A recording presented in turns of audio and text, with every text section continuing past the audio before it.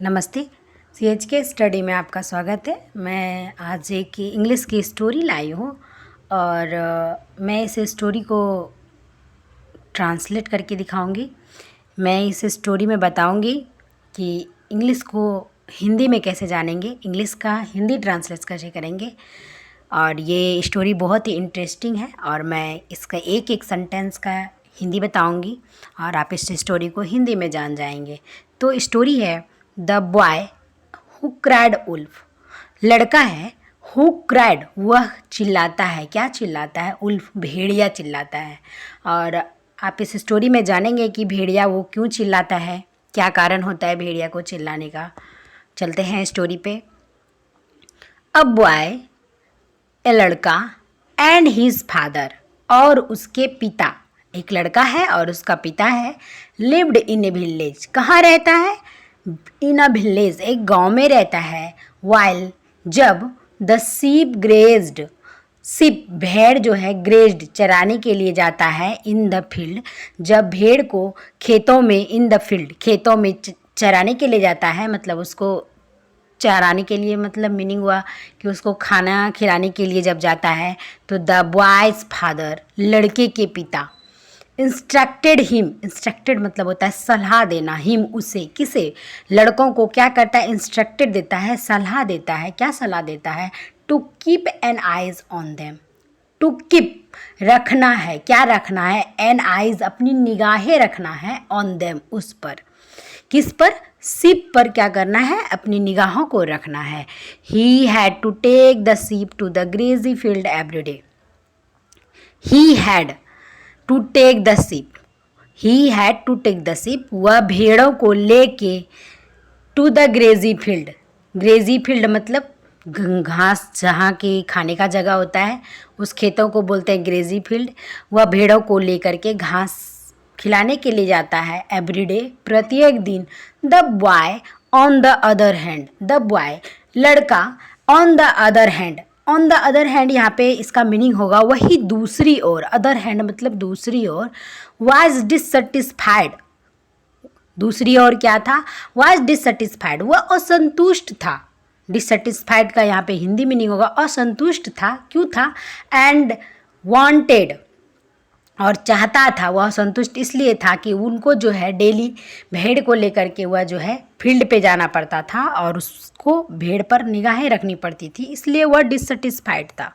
Was wanted and wanted, वह चाहता था। क्या चाहता था? टू रन एंड प्ले, वह दौड़ना चाहता था और खेलना चाहता था। He decided to have a good time, he decided, he मतलब वह कौन? बॉय, लड़का जो है, डिसाइड किया उसने to have a good time. क्या सोचा? कि हमारे पास एक अच्छा समय है, गुड टाइम है। उल्फ, उल्फ भेड़िया, भेड़िया। ही येल्ड, येल्ड मतलब होता है चिल्लाना, आवाज़ लगाना। उसने क्या चिल्लाया? भेड़िया, भेड़िया चिल्लाया। एंड द इंटायर विलेज, और इंटायर विलेज, इंटायर का यहाँ पे मीनिंग होगा पूरा गांव।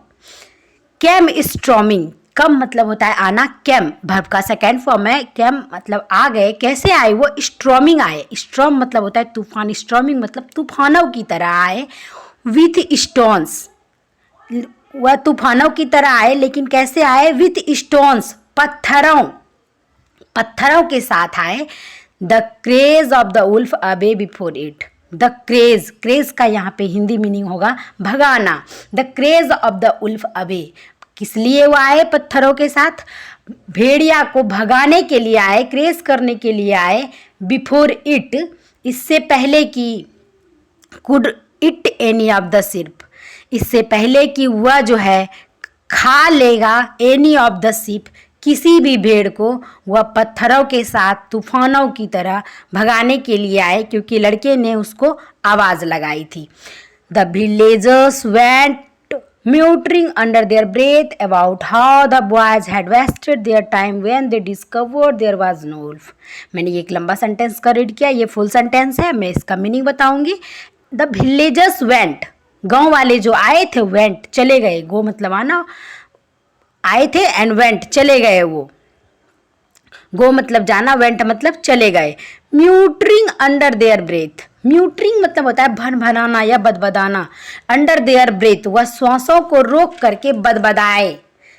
अबाउट इसलिए वह बदबदाए ऐसा, चले गए बदबदाया और वह चला गया।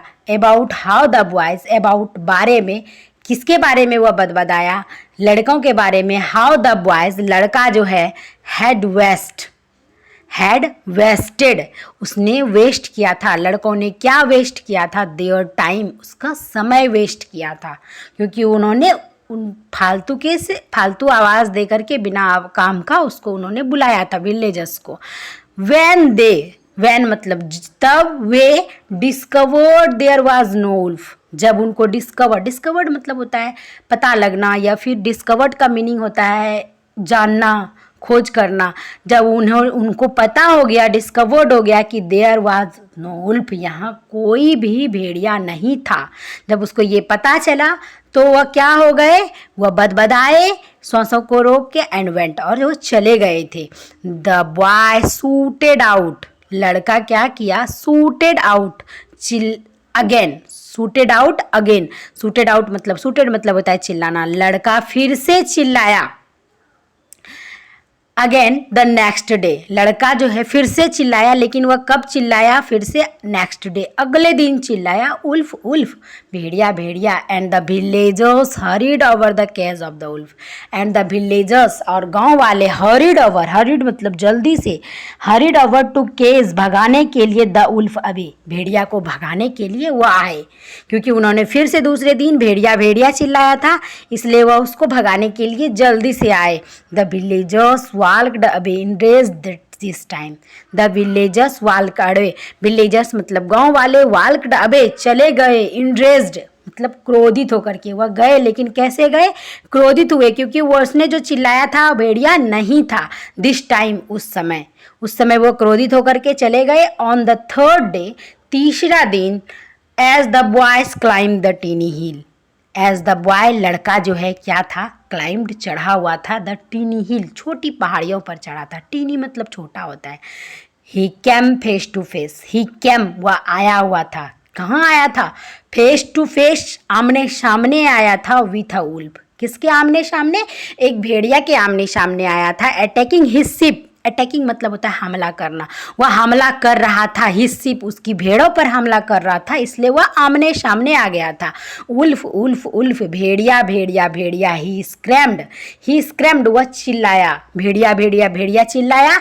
एज लाउड मतलब होता है एकदम से जोर से चिल्लाया, भेड़िया स्क्रैम्ड चिल्लाया वह भेड़िया भेड़िया।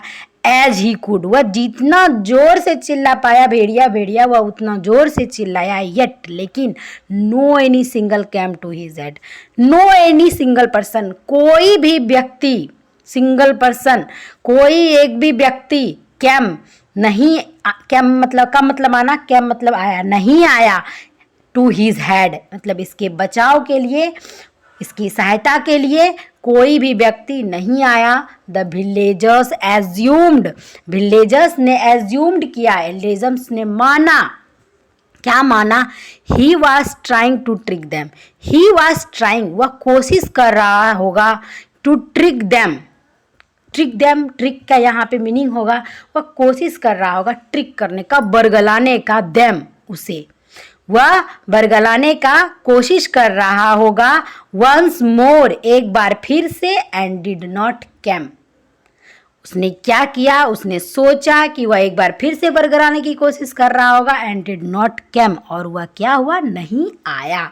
दैट डे उस दिन, the small boy lost a lot of ship, small boy छोटे लड़के ने क्या किया था, लॉस्ट मतलब खो दिया था, क्या खोया था, लॉस्ट लॉट ऑफ शिप ज़्यादा भेड़ों को खो दिया था, ड्यू टू हिज फॉलो उसने किस कारण से खोया, कारण क्या था, हिज फॉलो उसकी मूर्खता उसके कारण थी। इस स्टोरी से हमें एक मॉरल मिलती है, मॉरल ऑफ द स्टोरी क्या है, ऑलवेज बी ट्रूथफुल, हमेशा सत्य बोलना चाहिए।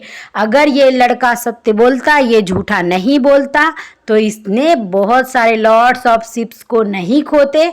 And you never know what lies may lead to, and you never know आप नहीं जानते हो, नेवर मतलब कभी नहीं जानते हो, what lies may lead to कि झूठ क्या कर सकता है।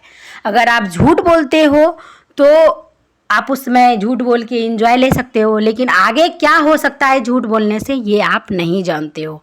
Thank you for watching this video and इस स्टोरी से एक ही इम्पॉर्टेंट मोरल यही मिलता है हम लोगों को सीखने का कि ऑलवेज बी ट्रूथफुल, हमेशा सत्य ही बोलना चाहिए और सत्य की जीत होती है।